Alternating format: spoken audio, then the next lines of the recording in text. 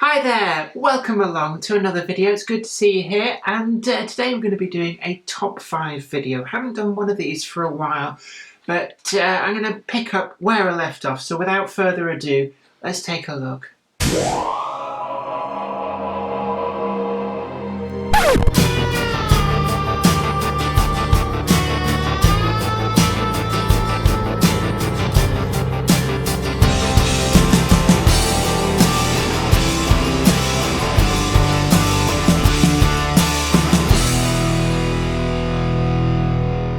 Well, today we're going to be revisiting some of these top 5 lists, and I thought one of the glaring omissions has been top 5 ready-to-run steam tender freight locomotives. Now that is a bit of a mouthful, but bear with me on this. It does follow on logically from the steam passenger tender locos available ready to run. And as I always stressed before, these are my own personal top 5, so I'd love to hear in the comments, if you leave them down below, about whether you agree with me or whether you feel that there's other locomotives that you would personally have put in the list. So first up is this locomotive that's been in the Bachmann range for an awfully long time. It's the War Department 280, and I think it's one of their very early branch line locomotives. Came out in about 1997, 1998, and it's still intermittently in the range. In fact, I think the most recent release has been in the very eye-catching Longmoor Military Railway Blue.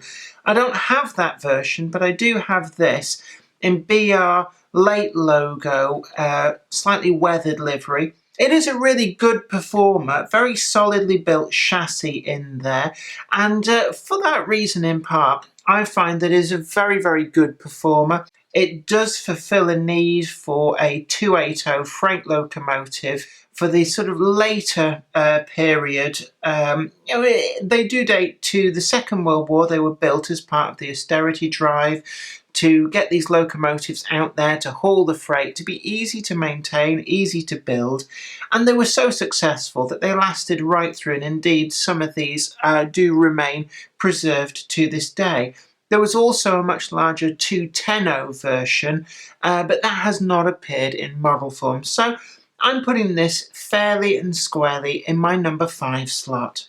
For a number 4 slot, I did have to ponder for a while. There's such a good range of locomotives, and for me, what really came to mind is the Raven T2 or later LNER Q6 locomotive that came out recently from Hornby. Now, originally when it was first announced by DJ Models.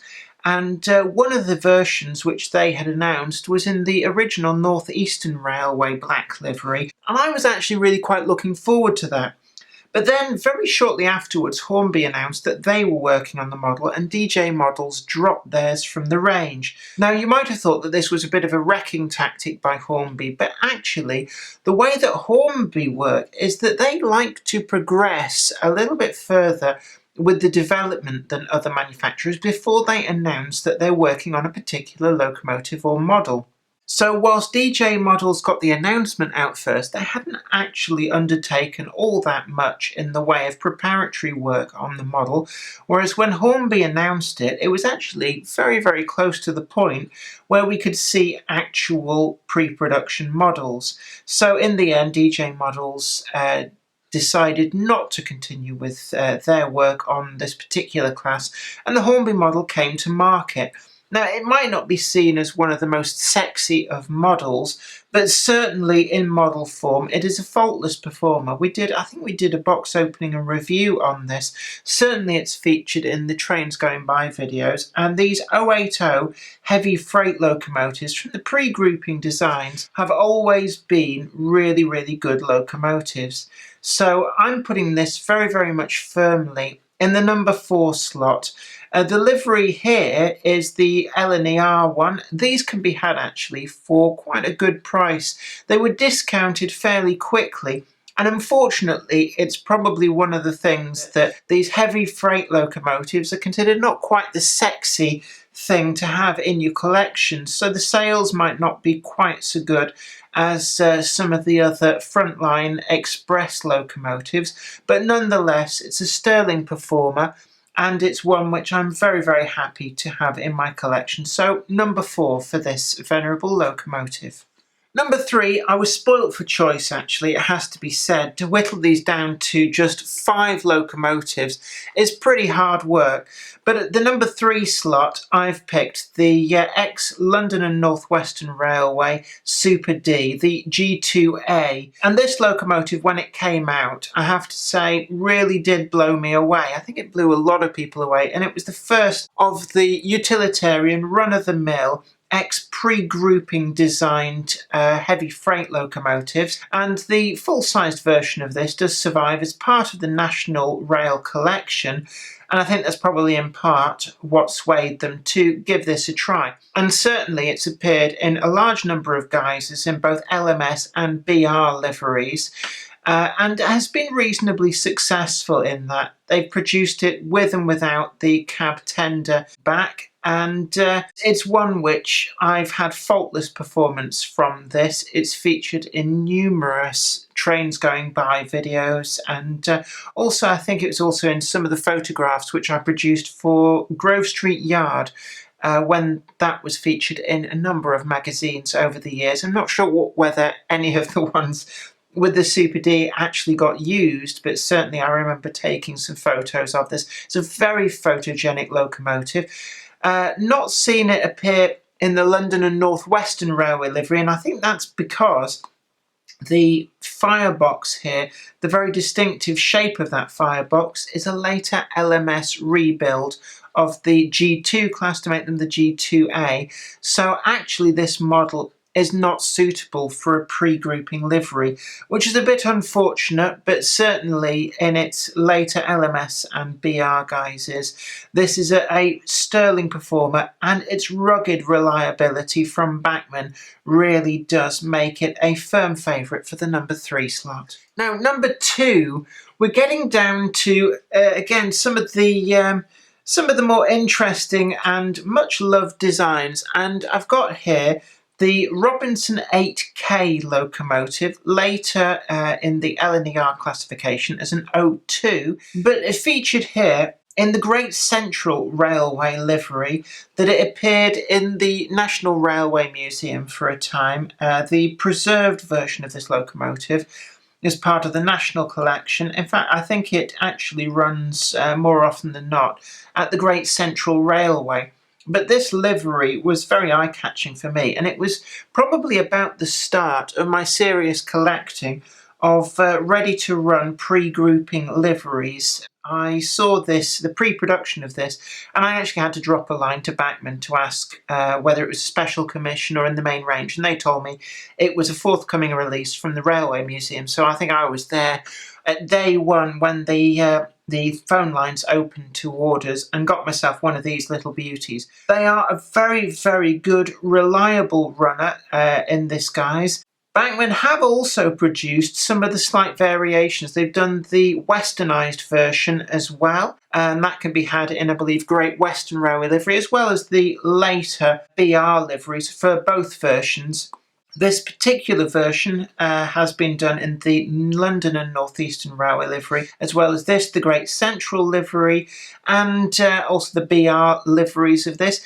And I noticed in their range they're advertising a London and North Western Railway version, which again will be on my hit list as a valid pre-grouping livery, and I think that's coming out as part of the First World War era themed models.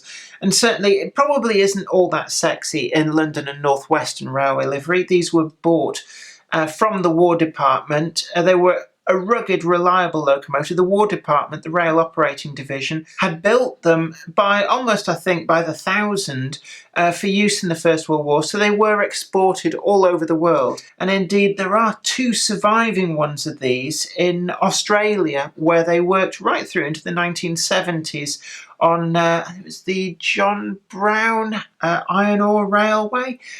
Would need to look that up, but certainly you can see 2 of these surviving locomotives out in Australia in museums there, although neither of those, I believe, is in running condition. The surviving one in the UK is in running condition, so you can go and see these fine World War I workhorses at work, pulling the trains, certainly the Great Central Railway, the Windcutter rakes.